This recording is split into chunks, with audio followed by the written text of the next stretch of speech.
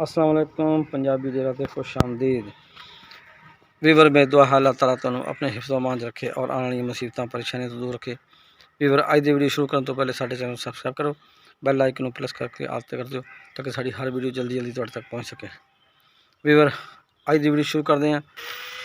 Weaver असी सब तो पहले अल्लाह पाक का शुक्र अदा करते हैं और उस तो बाद अपने दोस्तों का वीवर का शुक्रिया अदा करते हैं कि जेडे साड़ी वीडियो लगातार देखते हैं तो और पसंद करते हैं। तो थोड़ा जनाब वीवर बहुत बहुत शुक्रिया। तो इस तरह साड़ी वीडियो देखते रहो तो अल्लाह ताला तुहानू हमेशा खुश रखे और तुहानू सेहत तंदुरुस्ती रखे। तो वीवर साढ़े वीवर चूँकि पाकिस्तान के मौजूद ने, पाकिस्तान तो बाहर भी काफ़ी सारे दोस्त मौजूद ने जोड़े साढ़े हमसाया मुल्क जनाब पंजाबी वीडियो बड़ी पसंद करते हैं, साड़ी वीडियो देखते हैं। असीं उन्होंने खास तौर पर शुक्रिया अदा करते हैं तो और अल्लाह पाक का भी शुक्र अदा करते हैं तो और दुआ करते हैं अल्लाह पाक अगे अल्लाह पाक साढ़े वीवर को हमेशा सेहत तंदुरुस्ती रखे और खुश रखे और परेशानियां मुसीबतों तो दूर रखे। आमीन।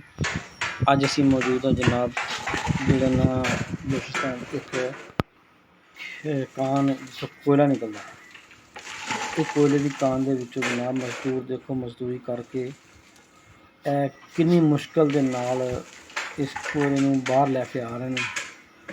तो जिहड़ा कोयला पाकिस्तान बतौर ईंधन इस्तेमाल होंदा और तुसीं देखोगे तो यह हुण मजदूर लगे हुए हैं, इन्होंने अपने टोकरे बड़े बड़े पाए हुए हैं और जनाब भर लेने कोयले दे भर के उन्होंने इस कान जो बाहर लैके आना। कितनी मुशक्कत का काम है। तो ये लोग असल मजदूर इनू कहते हैं और ये कान कोई इतनी नज़दीक थोड़ी गहरी नहीं है, बहुत ज़्यादा गहरी है। तो इतनी गहरी कान दे विचों जो कोयला बंदा बाहर लैके आंदा है तो उसदी जिसम का एक एक कहता एक एक कतरा खून का हरकत चाहता है तो कितनी मेहनत लगती है।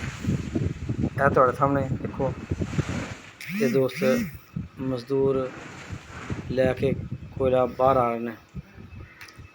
तो सीढ़ी भी कोई इतनी खास मतलब सहूलतदार नहीं हैगी, बस गुजारा है।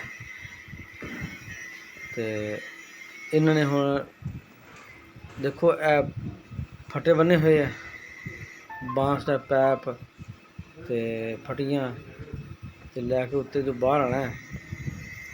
तो इत्थे रिज़्क़े हलाल जी कमान का ना इत्थे मज़ा आंदा है। तो जो लोग दफ्तर बह के AC थले बह के असी लोग बैठे हैं और फिर भी अल्लाह ताला का शुक्र नहीं अदा करते। सानू अल्लाह ताला का शुक्र अदा करना चाहिए। जोड़े लोग असी बैठे हैं AC थले पखे थले बह के अपने ऑफिस च तो फिर भी असी तंग हाँ, तो वह भी काम नहीं कर सकते और अल्लाह का शुक्र अदा नहीं करते। तो यह देखो असल मजदूरी इनू कहते हैं। तो इत्थे बंदे नूं देख के वैसे ही आम बंदे नूं डर लगता है कि मैं खुदा ना खास्ता ऐसे सीढ़ी दे डंडे तो पैर भी स्लिप खुदा ना खास्ता स्लिप भी हो सकता है। लेकिन देखो अल्लाह ताला इन्हों महफूज रखे इन्होंने मजदूरों को। तो इन्होंने लोगों ने मजदूरी करते हैं, कोयला बाहर आ रहा अगे कोयला यह पाकिस्तान ईंधन के तौर पर इस्तेमाल होंदा है मुख्तलिफ जगह पर, बड़े बड़े प्लांट और जोड़े जिन्होंने इट्टां वाले भट्ठे कहते हैं उत्थे भी इस्तेमाल होंदा है। वो बहुत ज़्यादा इट्टां इस ते पकड़ी जांदियां। तो बाकी भी कोयला ईंधन जलाल के काम आंदा है तो मिल्लां फैक्ट्रियां भी इस्तेमाल होंदा है। यह देखो यह हुण सीढ़ी तो उत्ते फिर उन्हें सीढ़ियां बनाई हुई दूसरियां पक्की बाहर आ गए, लकड़ की सीढ़ी खत्म हो गई, अगे दूसरी सीढ़ी है।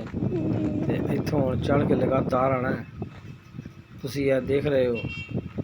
तो असीं हुण वीडियो बना रहे हैं, सानूं देख के डर लगता है और माशाल्लाह दो जवान देखो लैके कोयला बाहर आ गए। इन्होंने आके इसनों ट्रक दे विच लोड कर दिता। ठीक है जी दोस्तों, वीडियो कैसी लगी इस सानू कमेंट करके लाजमी दसना है और लाइक और शेयर भी करना है। और जिन्होंने साढ़े चैनल सबसक्राइब नहीं किया वो साढ़े चैनल सबसक्राइब कर दो। तो जनाब वीडियो बनानी बड़ी मुश्किल होती है, यह भी काम बड़ा मुश्किल है। तो जनाब तुसी भी सारा ख्याल करो, अस तुहाडे वास्ते कीमती वीडियो बना के लैके आने। तो बहुत शुक्रिया, अल्लाह हाफिज़।